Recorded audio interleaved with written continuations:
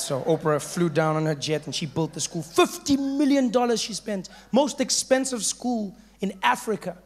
Most expensive anything, in fact. $50 million. That's what she spent.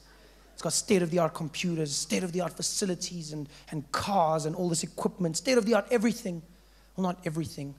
Teachers, not so much. Shame. A lot of scandals going down at that school.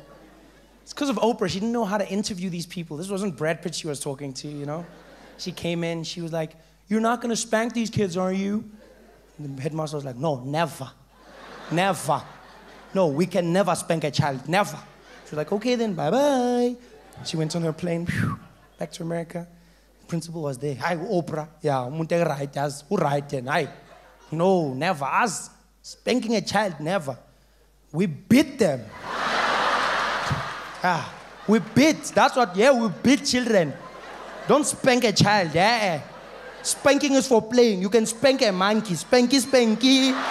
Spanky, spanky, monkey, spanky, spanky, yeah. You can spank a monkey, don't spank a child. We beat. That's what happened. Those kids got beatings for no reason. There was always these cases. Teachers walking into the classroom, losing their minds. "Mavis, did you do your homework?" "No, ma'am." "Then you're going to get a beating. Yeah, a beating for you. But because it's Oprah school, everybody's getting one. You're getting a beating, you're getting a beating, you're getting a beating. Everybody's getting a beating. Look under your seat, you're getting a beating.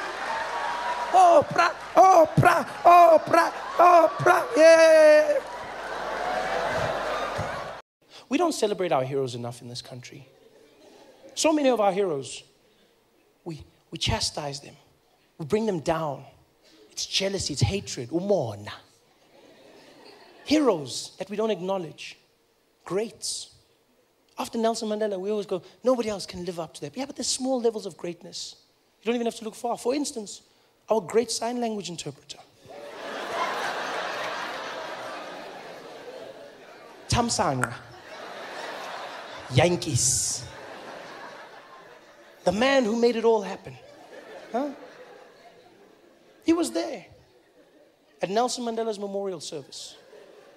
A service that the whole world was watching. And because of that, the service was translated to everyone all over the world. Translated into all languages, including sign language. And so Yankees was there translating for those who didn't understand. Unfortunately, he also didn't understand sign language. Which is a small problem. A problem that he didn't let stop him, people. Where others see obstacles, he saw an opportunity. People go, "He's a con man. He's a bloody, how could he do something so deceitful?" Yeah, you gotta go, how could he do something so deceitful? That man, Yankees, showed something so powerful. He's a role model to the children. Because he showed that you shouldn't listen to what people say you can or cannot do. If you believe in yourself and you work hard enough, anything is possible. People told him his whole life, they're like, "Yankees, you can't do sign language." He was like, "We'll see about that, bitches." And he did it. He did sign language for the most powerful people in the world. Every single one of them, Yankees, was on that stage doing it and doing it well. Nobody even suspected him. Nobody.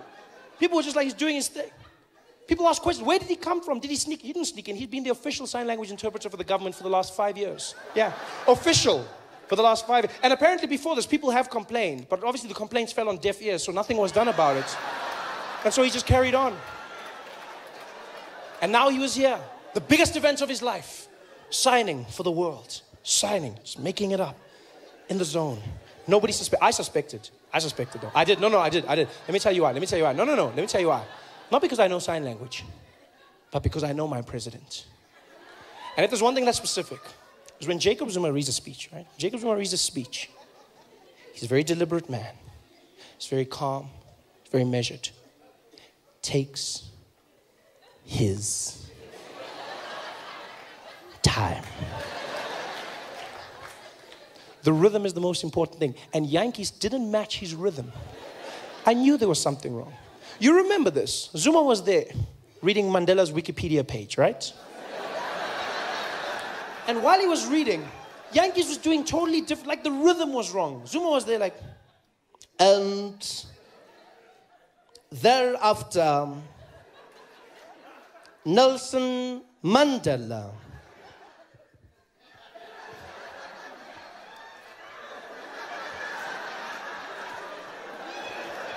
went to Robben Island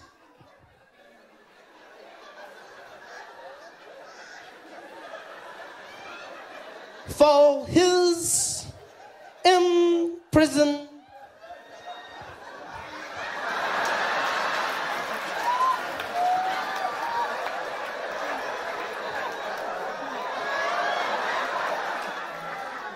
Term and to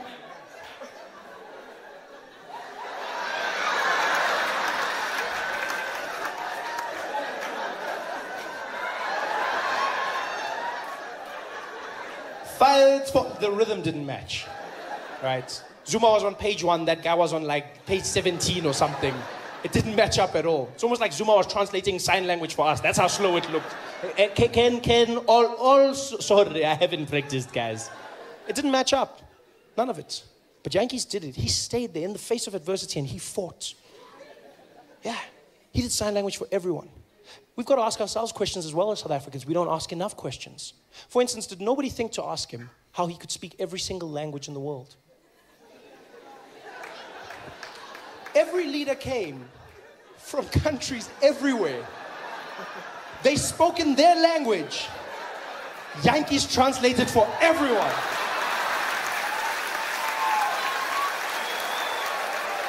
Did nobody stop to ask, even for a second? The president of Brazil is standing up there. Nelson Mandela, estou bem. Menagem de você, de casa, do gosto muito, pelado que estava pesado. Yankees was there.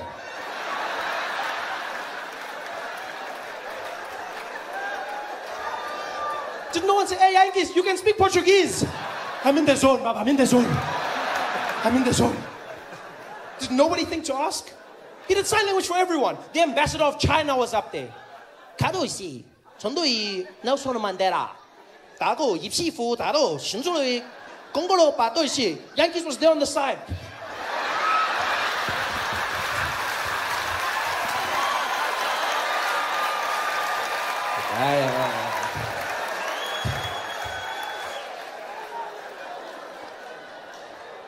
He just made it up.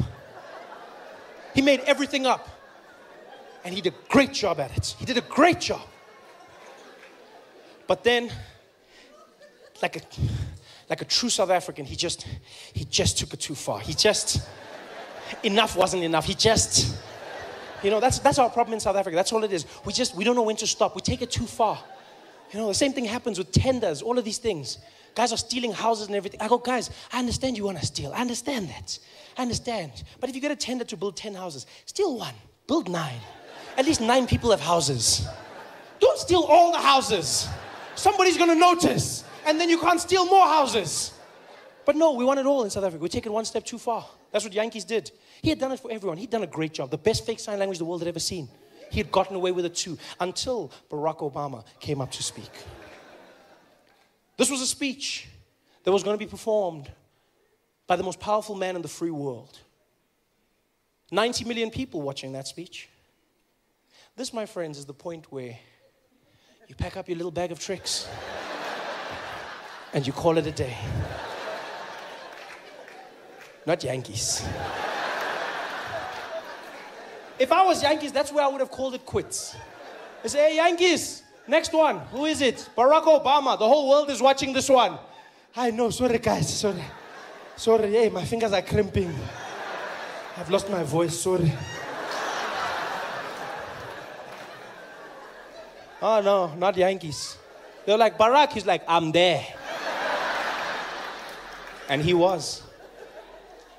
Doing sign language for Barack Obama. And they found out that while he was doing the sign language, he kept on using the same signs over and over again, right? The few real signs that he actually knew. And apparently all he knew was 4 things that he kept on doing repeatedly. And those things, they asked afterwards, real sign language interpreters, they found that he was doing this, right? Which means greetings, yeah? Greetings, he kept on doing that. Another one he loved doing was circle, yeah? Yeah, circle. One of his favorites was smoking, yeah? And every now and again he'd go, get a little blah, blah. That's all he did, over and over again. Can you imagine that?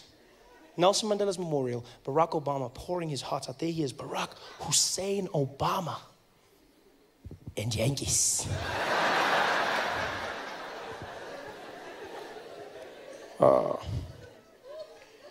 As Americans, Nelson Mandela's a man that showed that through peace, you could free not only the prisoner, but also the guard. Nelson Mandela's a man, he's beyond a man, he's a legacy. A legacy I could never aspire to be, but we can all look towards. And for me, Nelson Mandela showed that sometimes in life, you gotta go the hard way. You gotta say the things that matter. And always remember to do what counts. I could never be Nelson Mandela. Can you imagine how horrible it must have been for every single deaf person watching that speech? Imagine what it must have been like as a deaf person watching that at home, sitting there. That must have been the craziest thing they've ever seen in their lives. Deaf people just watching going, hello? Hello? What? Why is he talking about smoking? Why is he talking about smoking? Talk about Nelson Mandela.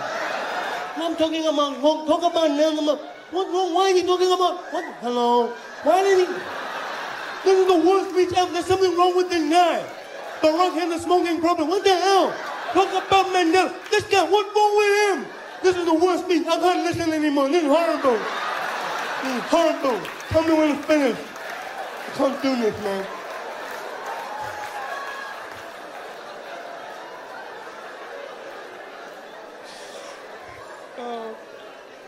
That speech must have been ridiculous. By the way, that's only the second time I've ever told a joke about deaf people, ever. Only the second time. Told one joke when I was starting out in comedy and then I stopped because I believed you shouldn't make jokes about disabled people. It's the wrong thing to do. It's wrong, you know. And I never did it again until one day my life changed. I got asked to do a show in Sun City. I was asked to do a show. Sasol was organizing a going away party for the South African Paralympic team when they were going out to London. And so they invited me. They said, Trevor, we'd like you to come and do a show to perform for Ama Kroko Kroko. We'd like... Oh, you forgot. You forgot that that's the name we gave our Paralympic team. Not a nickname. That was our official name. We had Ama Pogo Pogo, Bafana Bafana, and Ama Kroko Kroko. We called our Paralympic athletes Ama Kroko Kroko, which means the broken things. A bunch of crocs. That is the worst thing you can call a disabled person ever. Ama Kroko Kroko. That is what we call. You got Ama Kroko. That's probably what Reva said to Oscar that night. That's the only thing I can think of. Don't you call Ama Kroko Kroko? Ah! Ama. So anyway, I was doing a show for Ama Kroko Kroko, right? And because I'm there, I did no jokes about disabled people or anything that could be seen as offensive. I did nothing like that. And after the show, I was meeting some of the guys. Everything went well. And one of the athletes came up to me, and I'll never forget this till the day I die. He came up to me, and he was partially deaf. And he introduced himself, and he was a fan, a great fan. And he was like, hey, Trevor, hey, man, how are you? I said, hey, how you doing, buddy? How are you? Good to meet you. Good. He said, yeah, man, great to meet you. Great to meet you. I'm a big fan. I said, oh, thank you. Thank you very much. Thank you. Thank you. He said, yeah, dude, I love your stuff. You know what? You have subtitles because, you know, sometimes I don't get it because I'm partially deaf. I was like, oh, I didn't even notice. Yeah, it's cool. Yeah, I didn't even know. I just thought you had an accent. That's cool, man. That's nice to meet you. He said, yeah, that's cool, man. I didn't have a question if you don't mind. I said, yeah, go ahead. He said, how come you never tell jokes about deaf people? So I'm sorry, what? I don't tell jokes about deaf people. He said, yeah, how come you never tell jokes about deaf people? I said, what do you mean? He said, well, you tell jokes about everyone. Tall people, short people, black, white, everyone. But I've never heard you tell a joke about deaf people. Why?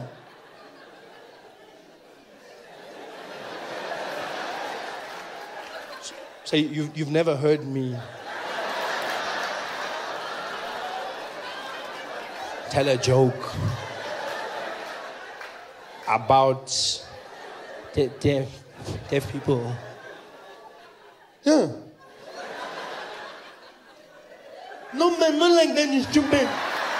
No, man, you're an idiot. I said, no, dude, I don't know. I don't make jokes about deaf people. He said, yeah, why not? I was like, because I shouldn't make jokes about deaf people, because if I did that, then deaf people would be hurt and they would be offended. Why would we be hurt? It's not like we don't know we're deaf. So I thought I was protecting you. Protecting us from what? From laughing. We also want jokes. We're deaf. Yeah, we know we're different, but we still want the same things. I was like, yeah, but you know what's funny is you say I must make jokes, right? But even if you're cool with it, you know who will complain? People who can hear. Yeah, they'll complain on your behalf because that's what people do. They get offended for other people.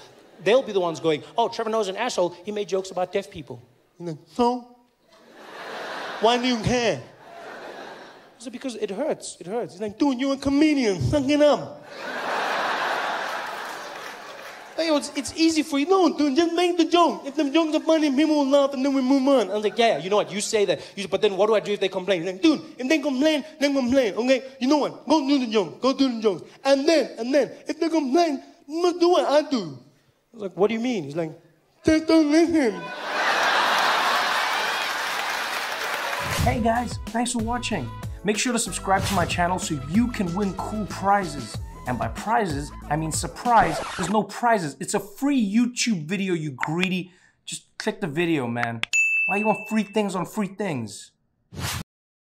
Both had that thing in the voice. When Nelson Mandela would speak, a room would silence. You could feel the energy. I believe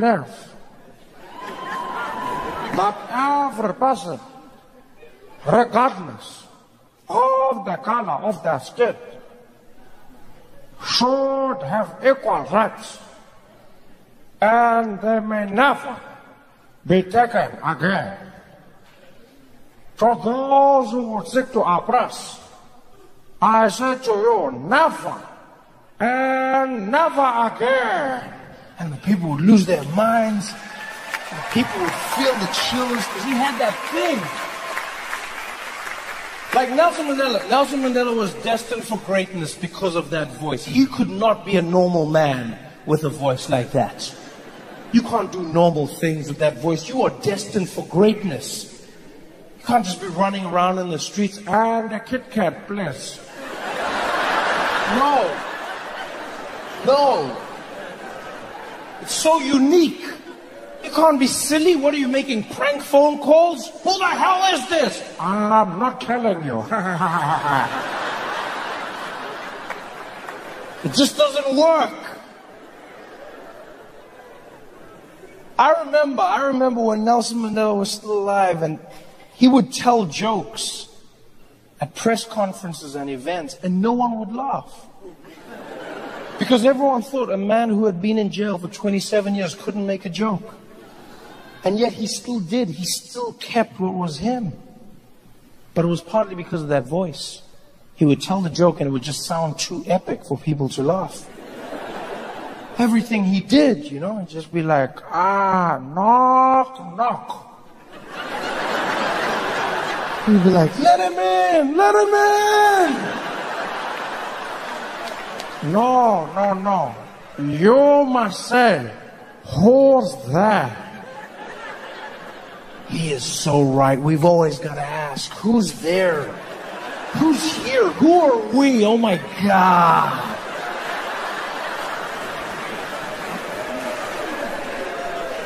When you think about colonization, it is the strangest thing you can think about. Because conquering is one thing. You go to another country, you take what's theirs. You want more. You take the land, you take the resources, you kill the people. That I understand. But colonization, I don't condone. I understand. But colonization is strange because you go there and you don't just take over. You then force the people to become you. That is such a strange concept. When you think about where the British did it, I mean, they did it in Africa, they did it in Asia. And think about in India. Those cultures could not be more diametrically opposed. And out of nowhere, the British just decided to roll up. Imagine what the Indians must have felt like on that day. Minding your own business, walking through a field. Next thing you know, the British showed up on horseback.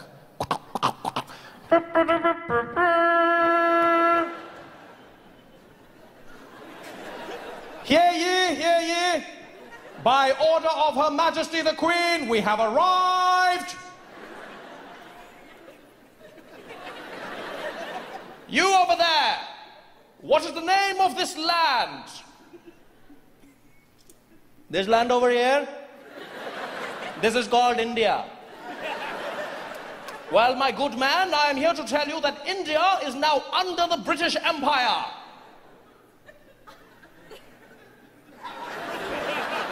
And I'm glad that I can tell you that India is exactly where it was yesterday.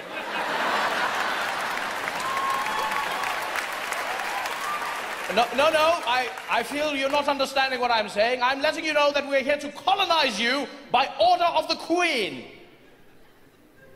Who is the Queen? The Queen of England, the ruler of Great Britain. She who was ordained by God. Which God? God, the one true God. There are many gods, my friend. What is the name of your God? There is only one God, and his name is God, and you too shall worship him. You want me to worship a God, but you don't want to tell me his name? What are you talking about? There are many gods, okay? There is Shiva, there is Lakshmi, there is Hare Krishna, there are many gods. What is the name of your God? His name is God. You don't know the name of your God? It's just God. Is it like mommy or daddy? You want me to worship your God, but you don't want me to tell me his name, huh? How am I going to pray to him? What do? Every morning I go to wake up and I pray like, oh, dear God, I was hoping that maybe God, you could help me. No, sorry, not you, other God. No, other God. No, not wrong God. No, God, I was trying to talk to other. No, you're right. I should have asked for your first name. No, God. No, other God, please. No, God behind that God. No, not you today, God. Other God. You're right. He told me he would know I was talking to, and I don't. No, other God, please. That God on that. No, that God. You. Then I wonder why my prayers are not getting answered, huh?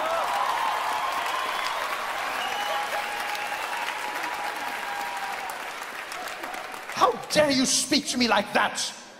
Do you know who I am? No, because you never introduced yourself.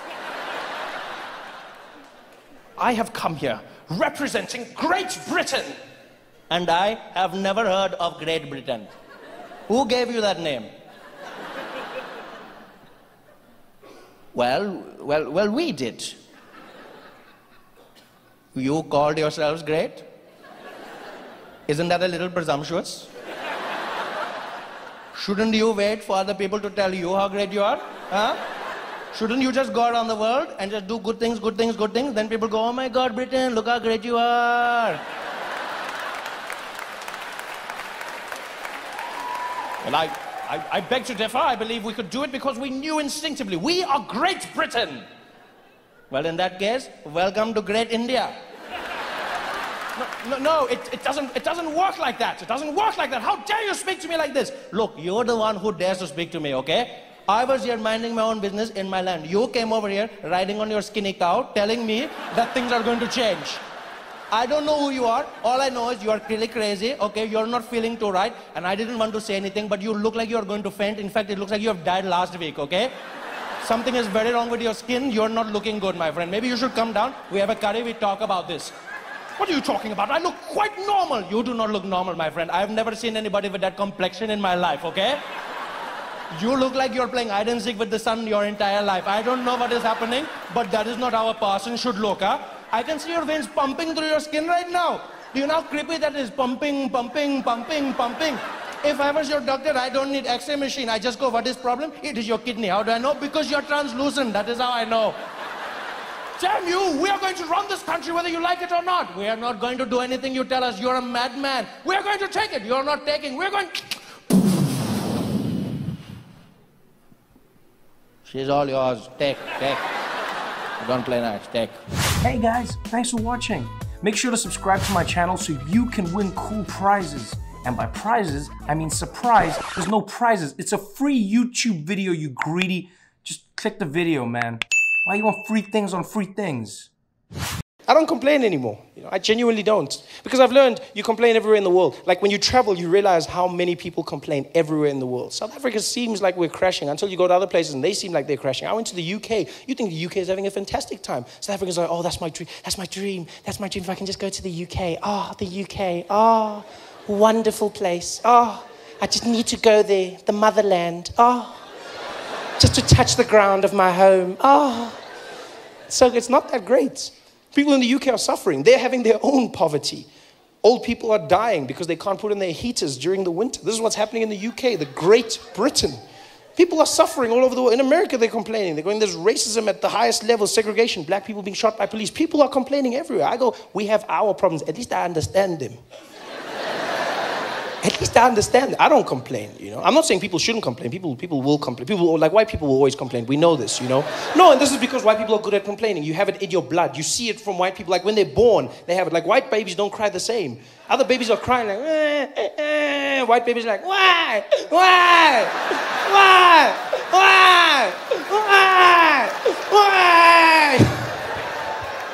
White people have it in their blood. It's part of who white people are. And it's just a thing. It's not a bad thing. It's just a thing, White people are so good at complaining. They've got different techniques of complaining. It's not just one style of complaining. Some of them will complain on Facebook. Some of them will complain on 702. My favorite type of complaining white people do is the silent complaint. That's my favorite. The silent breathing complaint. That's the best one ever. Yeah. Where they just breathe out really hard. I love that. You see them everywhere just doing that.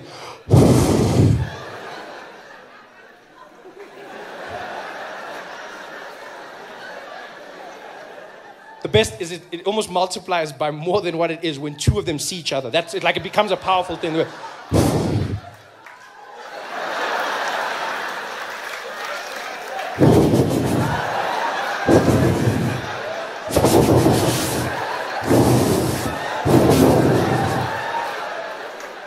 don't even understand why do you breathe out your anger? That's all white people. That's why Cape Town is so windy. It's just so many white people at the same time.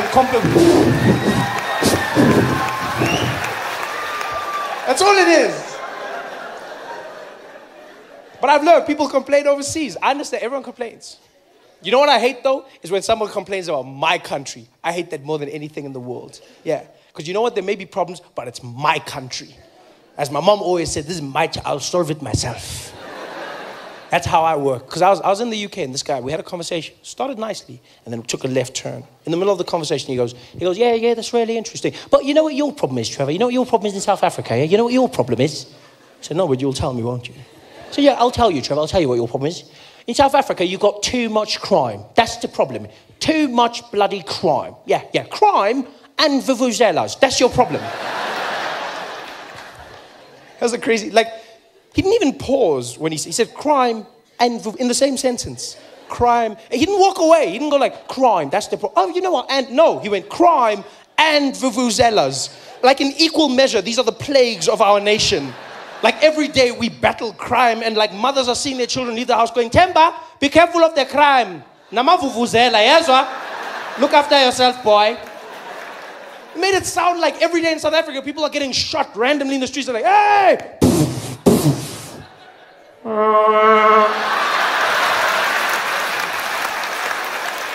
Crime and really? And vuvuzelas?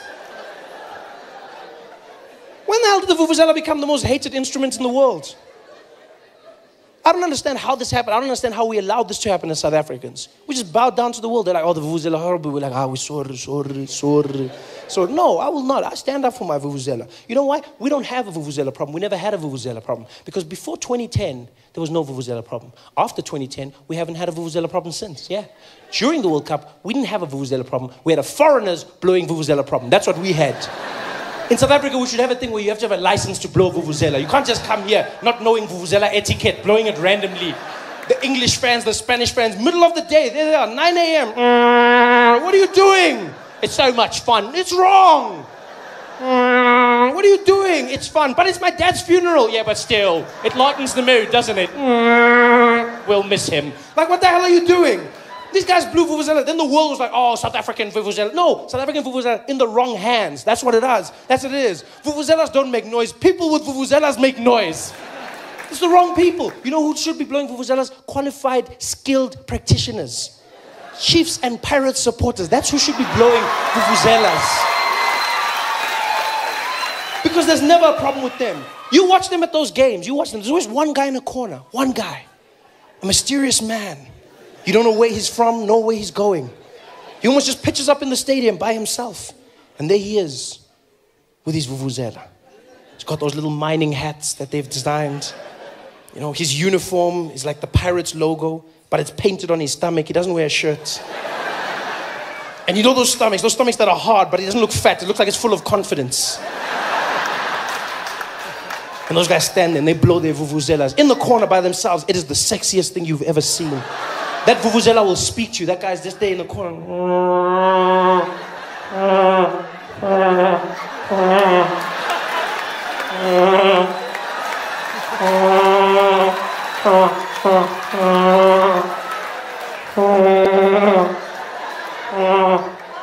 It is so sexy.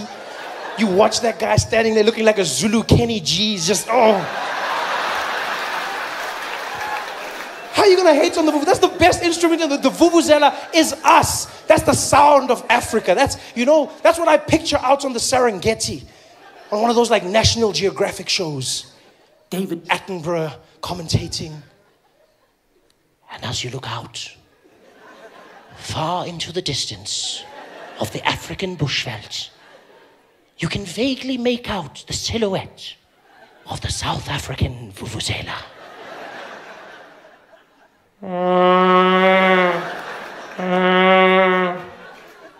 The male vuvuzela is a stunning creature. And it is mating season now. He has roamed for kilometers searching for the perfect mate.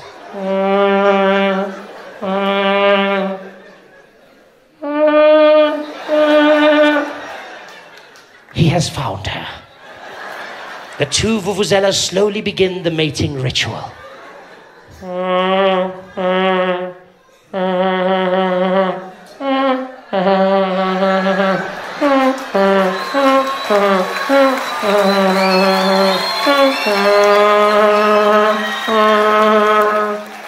The female is impressed. She assumes the position as the male slowly mounts her and they begin procreation.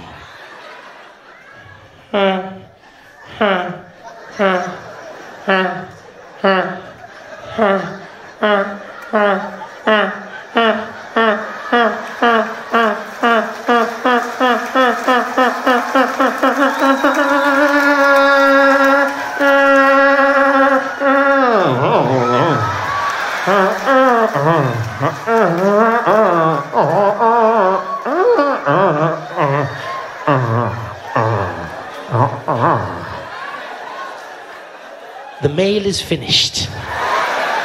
He slowly moves away from the female.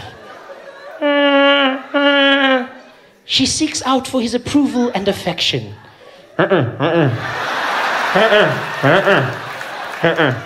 He just wants to sleep.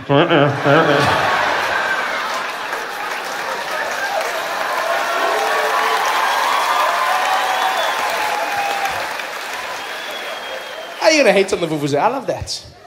Hey there, thanks for watching. Now, all I need you to do is click on that little circle on your screen. Yeah, that one. Oh, yeah, just like that. Hold on. Yeah, click. Nice. Have you guys seen our president? Huh? Have you seen him lately? Oh, man, he's back. He's back and better than ever before, you know? The last few months have been so taxing on him. People fighting with him in Parliament, shouting things at him. He's been stressed, sitting in a corner, quiet, all to himself. And then he found out that he would be paying nothing, absolutely nothing for the upgrades at Nkandla. And he walked into Parliament, a new man. Had a bounce in his step. He had his swag back. Jacob 2.0. I mean, he's still doing the same things, making the same mistakes, but now he has a certain level of panache. I saw him mess up a speech the other day, stumbled on a word like he always does. This time, though, he didn't frown, he didn't get stressed. He just worked through it. And here we can clearly see there are red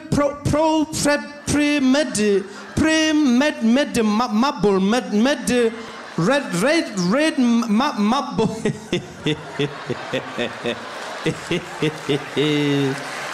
A marble red marble.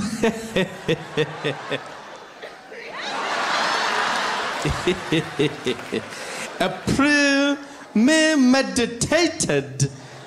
Just came back and he handled it. I love how he just stepped away and did the cutest little, I don't even know what he was doing there. He just does like a little, almost like he's just moving his brain to the other side of his head. Like he knows when it's in the wrong place, it doesn't, he just shook it up. And he came back in. Even the way he handled the scandal was powerful. We thought for sure that Nkandla would be his downfall, and yet Jacob Zuma took something so serious, he turned it into a joke and threw it back in our faces. Where we are clearly living in a place where there is a poverty of politics, people asking questions, but they don't want answers, questions, more answers. We're investigating, they ask again, questions, more answers. Then in Parliament, we're here, point of order, yes, Nkandla.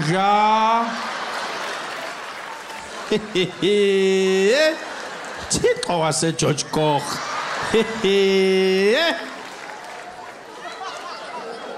Who's this guy? Huh? He's just shrugging it off, evading, maneuvering. Never mind the Nkandla joke. I love the fact that he rolled his eyes. That blew my mind. I've never seen Jacob Zuma do that. He looked over and he was like, oh. When did Jacob Zuma start rolling his eyes? That's not something he does. Jacob Zuma doesn't roll his eyes, guys. Yeah, in fact, presidents don't roll their eyes.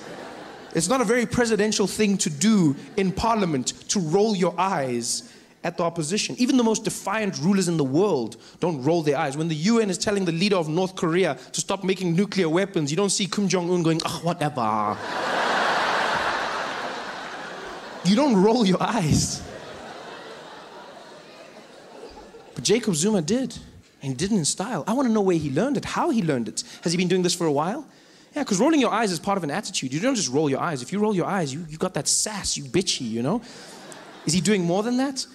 Now I see Jacob in a totally different light. Now I'm picturing him hanging out with the rest of the ANC comrades, chatting about these problems. President, they want to know where's the money, Mr. President. Where did the money go? And he's like, I'm in guys. Over and over, they keep asking me. I mean, literally, I'm dying now. Like, can't they get over it? Like that music guy, get a life already. Jeez, just because you hang with white chicks. I mean, please, whatever. Is that what he's doing? And if he is, where did he learn that? Where do you learn to roll your eyes at that age? That's what I want to know. It's not your friends. It's not your colleagues. It's probably your kids. Yeah, you learn bad habits at home. Jacob Zuma probably learned it from one of his children in the house. One of his daughters, maybe. She was going out for a night with her friends, caught her as she was leaving. Hey, Wentombazan, where are you going dressed like that? Dad, I told you, I'm going out with my friends. I'm going to a party. First of all, you are already in a party.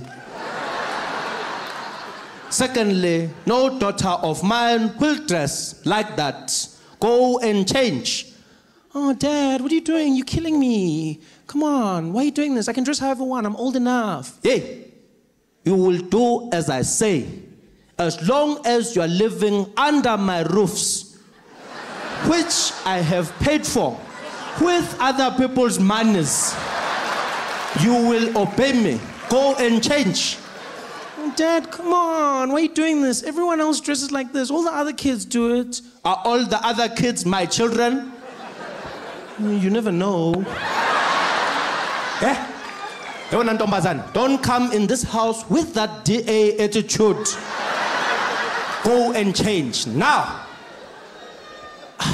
Whatever.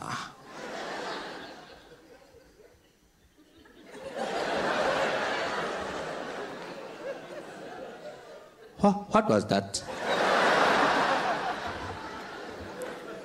What did you just do? I didn't do anything, Daddy. Don't lie to me. I saw it.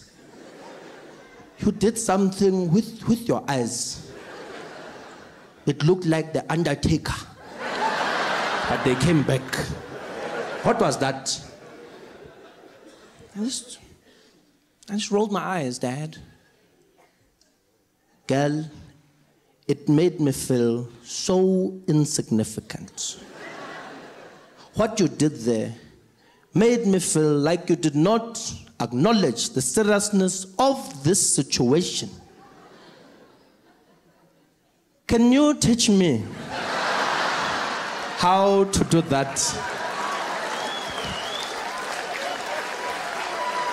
Yeah, like, it's easy. Like, you just roll your eyes. If someone says something you don't like, then you're just like, whatever. Whatever. No, Dad, whoa, that's too much. That's too much. You just gotta loosen up, you know? Just be like, whatever. Whatever. I think I got it. No, you don't have it, Dad. You're rolling your head. You're supposed to roll your eyes. And my eyes are where? Exactly. And he was off. Ready to roll, baby. Hey guys, thanks for watching. Make sure to subscribe to my channel so you can win cool prizes. And by prizes, I mean surprise. There's no prizes. It's a free YouTube video, you greedy. Just click the video, man. Why you want free things on free things? But the pilots are calm, they cool, you know, you get into the air, they start making useless announcements that you don't even care about, you know, just to give you that feeling that he knows what he's doing. You get up there as the seatbelt lights go off, boom. Ladies and gentlemen, as you may have noticed, we've reached our cruising altitude. Currently sitting at 23,000 feet above sea level, cruising at about 720 kilometers an hour in this Boeing 737, one of our favorite planes in the Starflight Alliance fleet. It's a beautiful sunny day up here. We might encounter a few bumps, but nothing too hectic. The cabin crew will be taking care of you. In the front, we've got Esmeralda and Jonathan. In the rear, Simon, Dipitsang, and Farah. I'll be taking care of you. And if you need anything, don't hesitate to call. I'll let you know once we've begun our descent. Until then, please enjoy your flight. Thank you. Dun dun. You're like, oh yeah, pilot. Yo, my guy, pilot. It's cool. I just don't like the fact that they never let you know when something's gone wrong. It freaks me out because they trained to keep you calm no matter what's going on.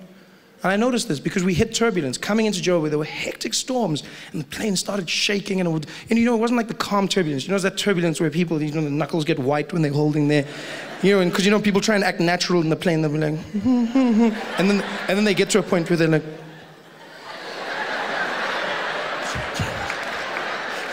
you know, when that point comes, and like everyone is panicking, except the air hostesses. They're amazing. I love how they do it, you know? Like you'll hit the turbulence, and be like, things are falling, the bags are hitting the sides of the compartments.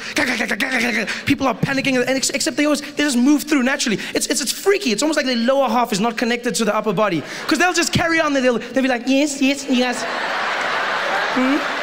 would you guys like some coffee? Yeah, okay. There you go. Be careful, it's hot. Thank you. Right then. Anything for you, sir? Yeah, okay. Okay then, just pass me a apple juice, all right, thank you very much. There you go. Would you like some ice? No ice, thank you. You know how they do it.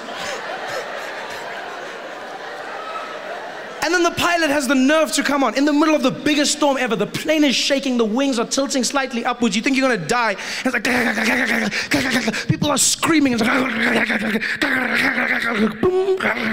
Ladies and gentlemen, we've encountered some slight turbulence. We'll ask that everyone return to their seats at this point and refrain from using the lavatories. Please note we will be flying at a high altitude to try and alleviate the problem.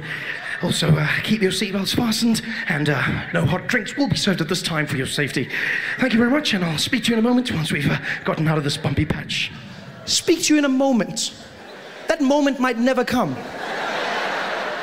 He doesn't tell you this. When the nationwide flight lost an engine, the pilot said nothing. It just fell. Quiet. I don't want a pilot like that. I want someone who lets me know. I want to know before I'm going to die. I want to know. I want to say a prayer or two. I want to prepare myself, you know? I want to forgive everyone that I hate in the world. Give me a chance. Give me a chance. But they don't, pilots. No, they don't. I bet people who die in plane crashes don't even know they've died. Must be the worst feeling in the world. There's like a whole bunch of confused people popping into heaven like, poof. I swear these airports change all the time. I never know where to go. I'm like, are we in heaven? Oh, wow, I can't believe we made it, hey? I can't believe, wow, this is amazing. And there's St. Peter at the gates, and he's like, hey, come forward, please, come forward. Come forward. She's like, here you are. I'm St. Peter. How about you? Yeah, I know, many of people are shocked. Just come. I get that all the time. Just come. No, I just thought that, no, don't worry. Just come, please. Just wait till you see Jesus. Come.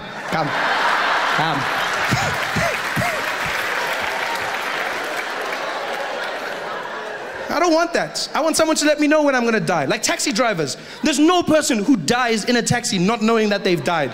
Just before the crash, taxi driver will be like, yo! People walking into heaven like, yo, dead. Dead. Yeah, no, Shonile, we're dead.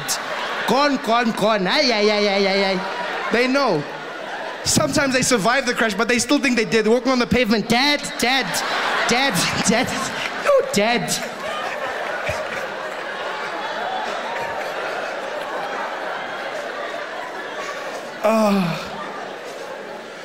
But luckily we did land safely in Johannesburg. We landed safely and everyone clapped when the plane landed. Yay! Clapped and walked into the airport terminal building. And that's the point when you realize you're back in South Africa. When you're flying, it's international.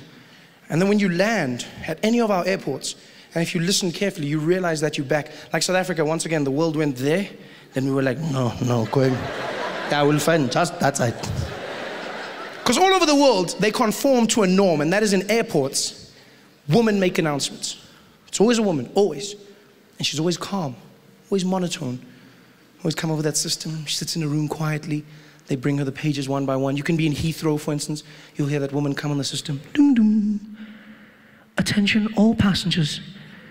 Please note this is an airport announcement. No passengers are permitted to leave any items unattended, as this may be seen as a security risk. Any unattended luggage will be removed by security and destroyed. Thank you. Dun dun. Everywhere in the world, even if you go to like non-English speaking countries, they still conform to that norm. You know, you go to places like China where you wouldn't expect it, you know? You think, I see some of you probably think they'll be like, oh, don't even laugh, that's racist, don't even laugh. No, that's racist, you don't even laugh. But they're not. They're calm. It's a woman, still the same. She's just another language. She'll come on the piano and be like, dum dum. And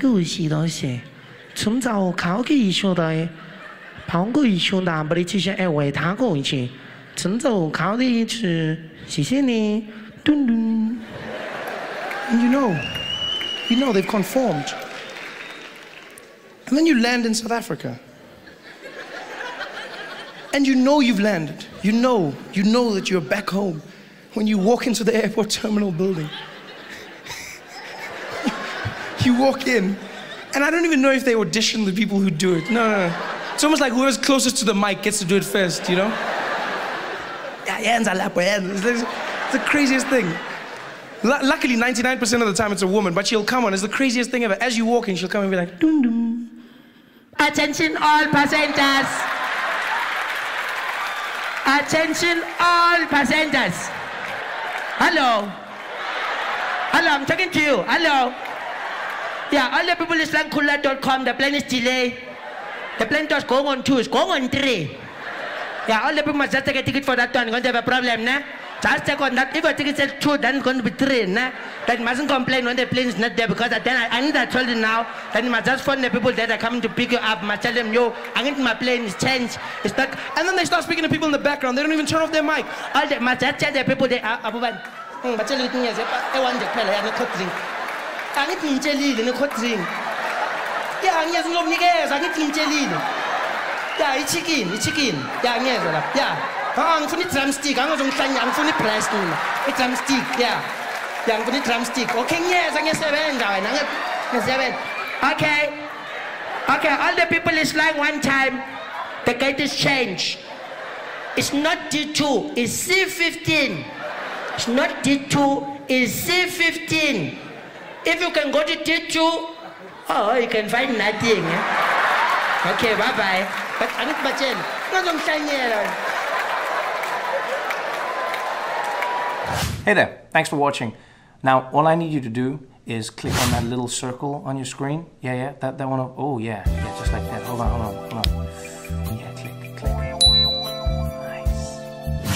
You know, recently, because of my job on The Daily Show, I got invited to very prestigious events. You know, I've started getting invited to very, very fancy functions. Functions I would have never been invited to before.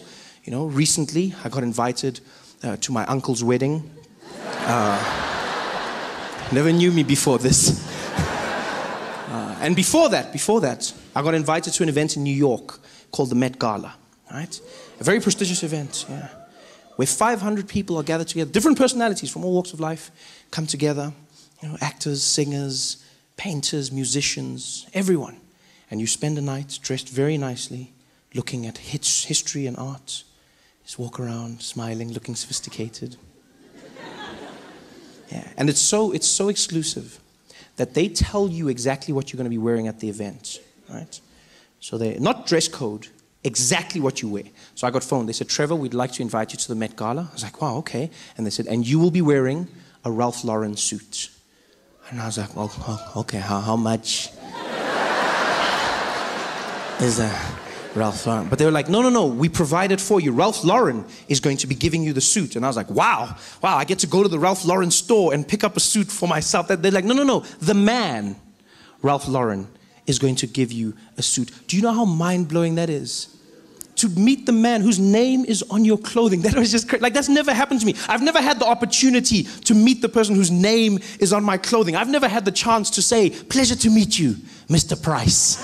Like,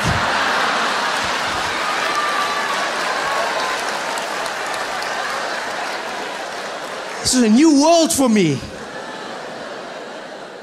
Here I am wearing his suit, invited to the Met Gala. And they tell you it's going to be a fun affair, you're going to have a great time. You get there, you eat with some people, you talk, you laugh, you walk the red carpet, which sounds like fun. You know, red carpets sound like fun. Walk down a carpet, people take pictures of you. Yeah, it's a lot more stress than it seems. Because you have to look perfect. I didn't know this. Like, you have to look perfect all the time. So, and they're so strict about it that they have a tent at the beginning of the red carpet that you don't see on TV. And in that tent, they prepare everybody. All the celebrities stand in the tent together, and then they make sure everyone's dress is perfect, everyone's hair, nothing is crumpled up, nothing, you know, and you stand there, and everyone's there together, which is really cool because you see all the celebrities like getting dressed basically, and you know everyone. They don't know you, but you know all of them. So like you're there, you're just looking at people, and people are very nice. You're like, hey, how are you? It's like, oh, hi, I'm Trevor. Trevor, nice to meet you. It's like, oh, Beyonce. And you're like, yeah. Come on. Yeah, I know you from my bedroom wall. I know you. But you can't say that. You see, because you gotta look cool. You know, you gotta look like you belong. So now you're meeting people that you know, but you gotta act like you don't know them, which makes you look like a jackass. Because now I'm there like, Trevor, Beyonce? Beyonce, did I say it? Beyonce? Nice to meet you, Beyonce. Pleasure. Oh, and this, JZ, nice to meet you, sir. Yes. You just look like an idiot. So I'm standing there getting ready with everyone. And then there's a guy who basically tells each person to walk out one at a time. Each celebrity, you walk out onto the red carpet. And there's 3 stations on the red carpet. When you walk out, the first section is American photographers. They take pictures for all of their magazines and newspapers. When they're done with you, you move down to the second section. That's the European photographers. They do the same thing for their magazines. And then you move to the last section, Asian photographers, Japan, China, that region. They take pictures, and then you walk into the event. So you walk to each one. They tell you to smile, Don't smile too much. Closes your eyes. Don't not smile. Makes you look angry. And pose with your body and your head. Pose, body, and head. Because some people make a mistake and then turn. Don't do that. Turn everything at the same time. Everything. So I'm ready. I'm like, I can do this. I can do this. You know, so I'm in the tent with all the celebrities, and the guy's calling people out. Lets them out one by one because they don't want two people in the same shot. They don't want Beyonce there and then me in the background. Like, you know? So the guy's like, okay, we're ready, guys. Look, we're ready. Rihanna, let's get Rihanna out. Rihanna, come on. How are you? Good to see you. Come on through. And so Rihanna walks out. You know, Anne Hathaway. Anne, how are you? Come on, Anne. Good to see you. Go on. Yeah. And then it's my turn. The guy's like, you. Yeah, you. Come on, let's go. Come on. I'm like, me, okay, me. He's like, you ready? I was like, I'm ready. He's like, okay, go on. And I stepped out, and immediately when I got out, I realized I wasn't ready. I was not ready at all. I was not ready. And I've never seen that many flashes in my entire life. You step out, and it seems like every camera in the world is flashing at the same time. All of them screaming. It's like, it's just bright. It looks like someone threw a teaspoon in a microwave. It's going crazy. It's like, and everyone's screaming your name. Trevor, over here. Trevor. Now you're trying to find them. You look like a madman with voices in your head. You're Trevor. You're like, yeah, speak to me, Jesus. You're trying to fight. You don't know where the thing is coming from. You're like, come on, Trevor. And then one guy throws me off in the middle of it. He's like, Trevor, give us a pose. And I'm like, a pose? He's like, yeah, pose. I'm like, nah, I don't know how to pose. I've never thought of posing. No one told me. So now, like, I don't know what posing is. I've never practiced posing. And then the guy's pose. I'm like, I don't know what's a pose? He's like, come on, something sexy. I'm like, sexy? I don't even know what's it, because I've never practiced. And when I read magazines, I go straight to the women's section. Like, I don't look at the men. I don't see how they posing. I look at J-Lo and Kim Kardashian. So he's like, sexy. I'm like, sexy. So I just go to what I know. I'm just standing there.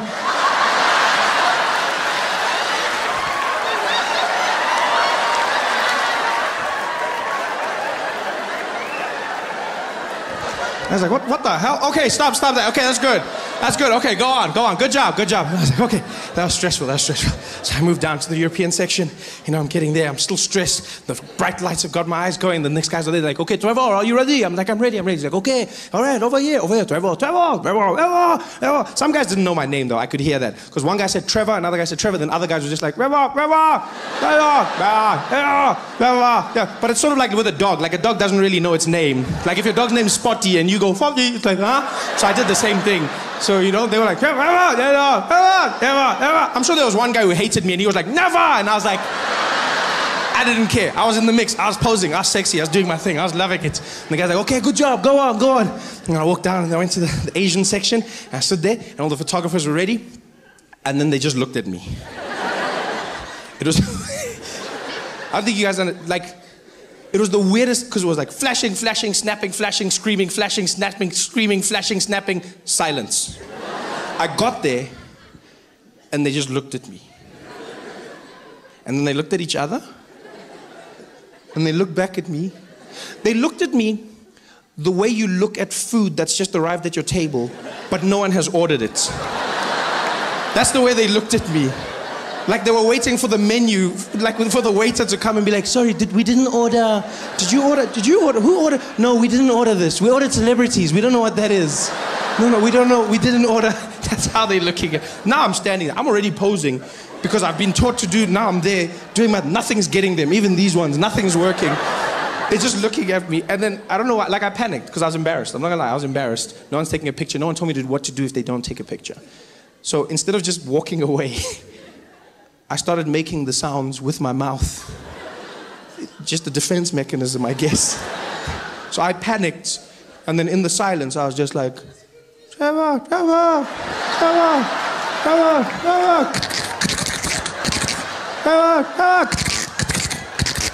And now they're just looking at me like, Trevor, good job. And I was like, Hey there, thanks for watching. Now, all I need you to do is click on that little circle on your screen. Yeah, that one. Oh, yeah, just like that. Hold on. Yeah, click. Nice. Every day, we have no clue. There could be some guy every single day at the Gautrain with a bomb. ISIS has sent him on a mission to blow us up. We've never heard about it because he's never succeeded. Every day, the guy's there, leaving his backpack, running out of the station, tries to blow it up.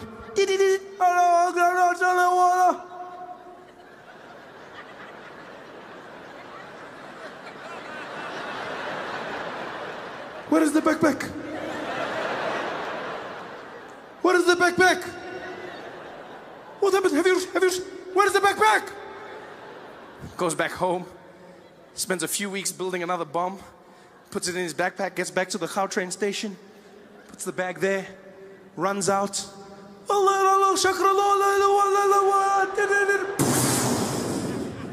Turns around, there's nothing there. I don't understand. I heard an explosion. What happened? Excuse me. What happened? What do you mean what happened? I heard the explosion, but there was, it's not here. No. Somebody was with the ATM. They were bombing an ATM. Yes, but where is my backpack? I don't know. Where did you leave it? It was here. Yeah, no, my man. Sorry, eh? Maybe you can go to the police station. I'm going to go to the police station. This poor guy is losing his mind. He's never experienced this before. He's never had his bomb stolen. He's in South Africa. Things have changed. There he is, walking into the police station at night. Police sitting around. There's a constable writing statements, dealing with his last customer. Yeah, so you say, my man, drunk drive. You can't just drunk drive here, eh? You can't just drunk drive here, okay? Do you hear me? Oh, bro, I got you. Can I go? You can't go anywhere, my man. You must phone someone to come and fetch you. You're drunk, man. Just sit here. I'm not finished with you, okay? I'm not finished. Okay, bro. Do you need water? No, I'm fine. Hey, no, just drink some water there. Drink some, don't do your things here. Next. Come, Baba, next. You're next. Hello. Good evening. How are you, sir? I'm good, sir. How are you? I'm not doing good. I would like to report a crime, please. Okay, reporting a crime. What happened, sir? My backpack, it was stolen. Your backpack was stolen? Yes, that is correct. Okay, so you want to report the stolen backpack, yes? Yes, that is correct. Okay. Cynthia, you guys for me stolen goods? Come on, guy. Okay, come on. Okay, yeah, pink, né? Pink form. Okay, sir, stolen goods. Just one question. Do you have insurance? No, I don't have insurance. Yeah, first mistake, that one. You know, I love how police do that in South Africa. They ask you, do you have insurance? And they almost ask it like they're saying, do you have insurance? Like they're going to be like, so what I'm saying is, must I look or you want a new one? I'm just asking. Outsurance is going to, or must I look for it for you? No, I don't have insurance. Okay, no insurance. Okay, the goods that were stolen, it's your personal goods or it's company items? I mean, technically it's for company, but I mean, it's for me. I guess it's for company. Okay, company name? ISIS. Okay. Stolen goods. Okay, can you tell me what happened? Yes, what happened was I hid my backpack and I put it down in the station, and then when I came back, the backpack it was gone. Okay, backpack. Please tell, yeah, my man, you can't do that here. So you just left your bag and you walked away? Yes, that is what I did. No. You see, my friend, there's the first crime here, a crime of stupidity. You can't just do that here. Yo, bro, you can't do that in this country. Yes, like. Can't leave anything lying around. Criminals everywhere, eh? Yeah, says the drunk driver, yeah. So anyway, okay, the backpack stolen. So you want the backpack back? No, well, to be honest, I just want to know what is happening. I've never experienced this. Okay, you see, my friend, you can't just leave a backpack lying around. Eh? This is South Africa. On your country, can you just leave a backpack lying around? Where are you from? I'm from Syria. So can you just leave your backpack any place? Well, to be honest, there is no place left. Oh. Okay, yeah, no, here it's different, eh? Okay, so can you just tell me what are the contents on that backpack? The things inside the backpack? Yes, what is inside? Oh, just some random things. Yeah, so I must look for random things now. Eh? Who am I? Eh? Am I the Pink Panther? Eh? I'm just going around, random. Is this your keys? Eh? Is this your underwears? Eh? Is this normal, man? You can't just say random. What's inside that backpack? I have, there is a timer. Okay, timer. Like an old man or a clock? No, like a clock. Okay, one clock. Anything else? Yes, there is also some wires. Okay, wires. Especially what kind? No, many different colors. Red, blue, yellow. Okay, multicolor wires. Anything else? Yes, there is also some nitroglycerin. Okay, nitroglycerin.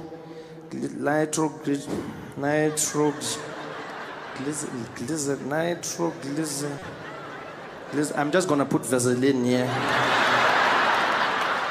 I get that one. I get attachment. All of them. So it's the same thing. Cynthia, Vaseline, glycerin. That's one, né? Yeah. Okay, Vaseline here. Okay, what else on the backpack? There is also a detonator. There is a detonator. Detonator. A detonator. The wires. A bomb. You had a bomb on that bag. Yes, I have a bomb. A bomb. Yes, I have a bomb. So why you don't just say bomb? Now you're making me write an essay here. Look, now I'm finishing that paper. Busy writing. Hey, wire. Now I'm scratching here. Glycerin, what? Making me look like Bonang. I don't even know what I'm writing here. Man. I don't have time for this shenanigans, man. Just say it's a bomb, okay? Come on, man. We're getting to business, yeah. Yo, bro, business. That's what. Hey, shut up, And also, when are your friends coming? Yo, bro, I can't phone them. I don't have a phone. Cynthia, you can phone your home. Come on, begging. Yeah, I want to phone Yeah, phone your friends. Tell them they must come and fetch you. Oh, thanks, bro. What's the code there? Cynthia, code ya, okay? Oh, 10,111. 10,111. Oh, thanks, bro. Hold on. Hey, Josh, bro. Yo, bro, I need your help, Yo, I'm here at the police station, bro. Yo, they're holding me here. Hey, we're not holding you. I'm not your girlfriend. Tell them you're arrested. Yo, bro, they arrested me, bro. Yo, dude, for like nothing. Nothing. Tell them, Josh, I'm a drunk driver. Not nothing here. Tell him, Josh, I'm a drunk driver. Tell him what you did here. Yo, bro, stop shouting, come on. Yo, Josh, bro, yo, can you just come, please, bro? Just come and get. Yo, they're gonna let me go, bro. I'm just like, we'll give them like 200 rand or something, bro. Yeah? What, we'll just give us what did you say? Bro, I said I'll give you 200. 200? Are you trying to bribe me? Eh? Bribery, it's a crime. A crime. So now, drunk driving and bribery. So now it's 500. Bro, you can't just raise the price like that. No. Don't tell me what I can and cannot do. Oh, jeez, man. You guys are corrupt, You're so bloody corrupt. I'm corrupt. I'm corrupt by myself, nah? Who am I corrupt with by myself? Eh? Am I taking the money, putting the money on my own pocket? Eh? Pocket to pocket. Who's bribing me? Eh? Oh, please, don't come here with your self-righteous. Please. Oh, you're corrupt. Don't play games. We're on the same pot, my friend. Eh? Your water is your water. My stew is your stew. Taste that. Mwah, same thing. You're bribing me, but I'm corrupt. Even you. These people. Do you have white people there in Syria? No, we don't really have them. Yeah, you are lucky. You are so lucky. Hey, these ones. Oh, bro, that's racist. You can't say that. What do you mean is racist? Racist why? Racist why? You can't say he's lucky not to have white people, Don't be like that, bro. Come on, Come, don't do that. Hey, when shut up, when. Yo, even you, man. You shut up, lapo shapa hamba, when. Fucking lapo hamba ngena, when. Yeah, you must practice, vele. Must practice your Zulu. Yes.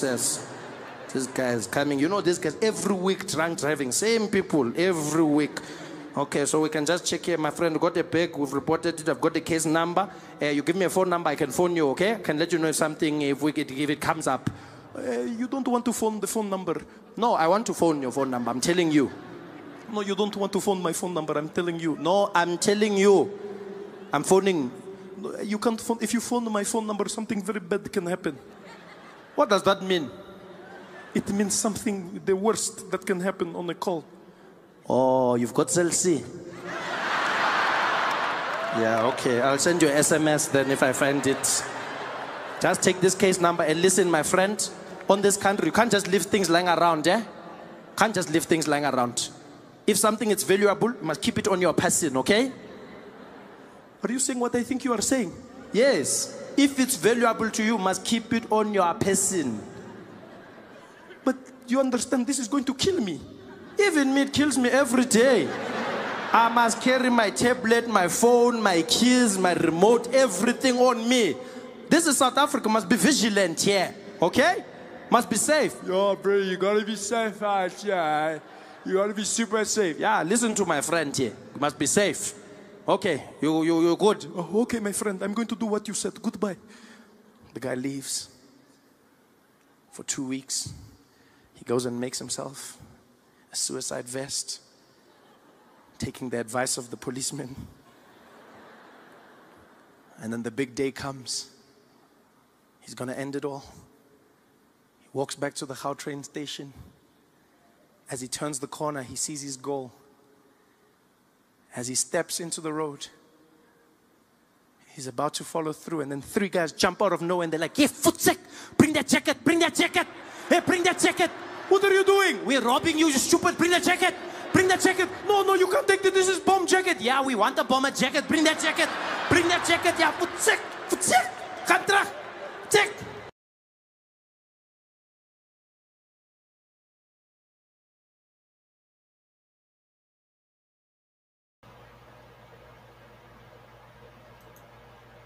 It is pretty interesting how people tend to judge things. People tend to see things differently based on the area, and not just based on the area, based on where they grew up and their countries of origin. Talking about talking about the South African police. One thing I've noticed with African police, especially South African police, is they are very, very chill. You know, they take things differently. And what really makes them chill sometimes is the way people talk. The way people talk, the way they talk makes them very, very chill, and also makes it in such a way that you, the person that is being stopped or apprehended, you don't tend to feel how can I put it?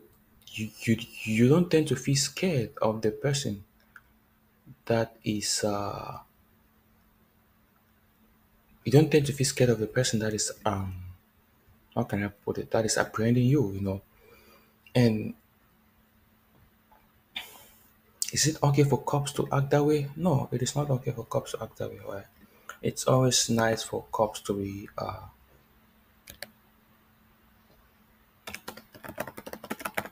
it's always nice for cops to be tough, because if cops just be chill all the time, we might not take them serious, you might not take them serious. So it's very, very very important for officers to be tough, because once they are tough, then you will take them seriously. And it's funny how the officer never knew what the girl was about.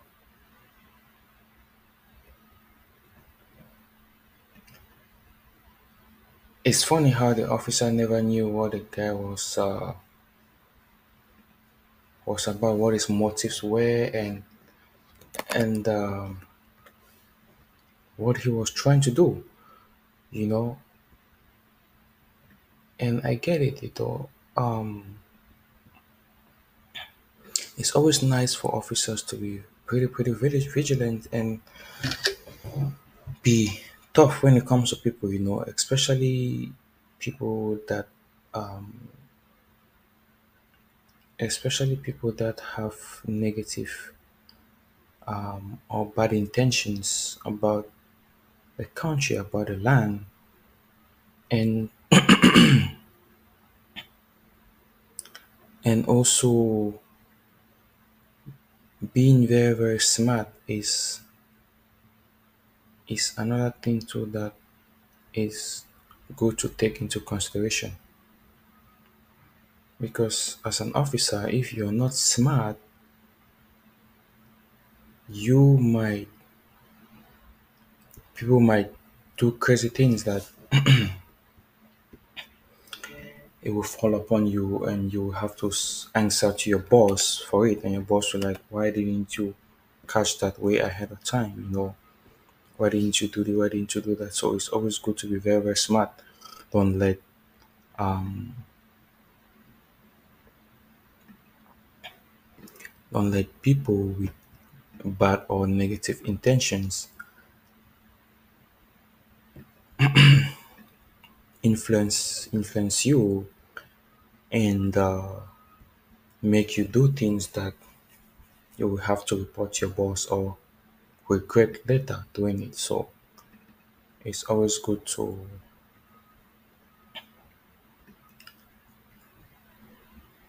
not allow evil intentions ruin the course of your day. You know, if you apprehend somebody and it's suspicious, call the person in question right away. Save lives and save a lot of a lot of things that a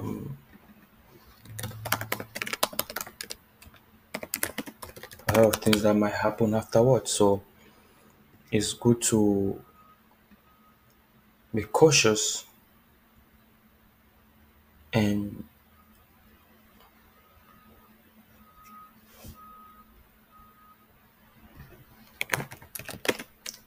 also be smart, knowing fully well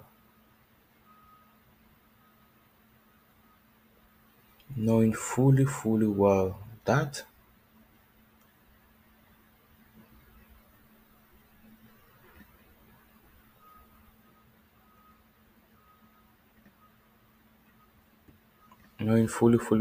people have bad intentions. So you shouldn't just let people do whatever they want to do or let them slide. Always see people based on the possibilities and the things that based on the possibilities and the things that they can do. you know and is good in life is not judge a book by its cover, because you might end up being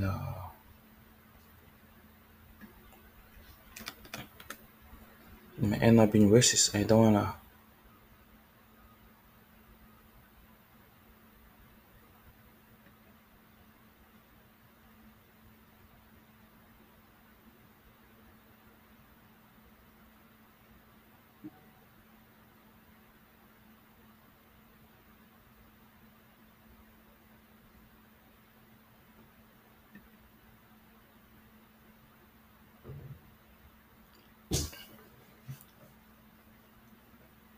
And you don't wanna be that person. You don't wanna be such a person ever.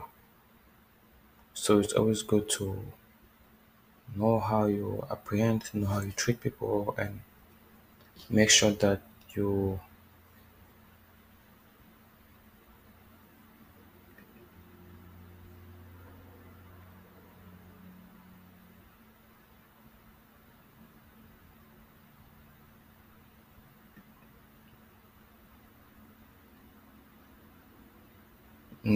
do things with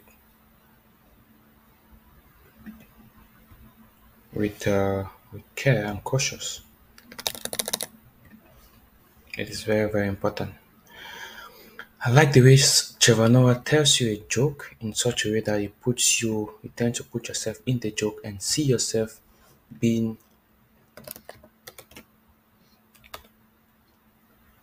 part of the joke. It makes it very, very, very, very nice. It's something that I wish I had such a talent like that. It would be really, really astonishingly great to have such a talent or skill like that. Anyway, thank you guys. I hope you guys enjoyed the video, and shout out to the South African police. you should be very, very vigilant and smart when it comes to apprehending people. Don't trust people.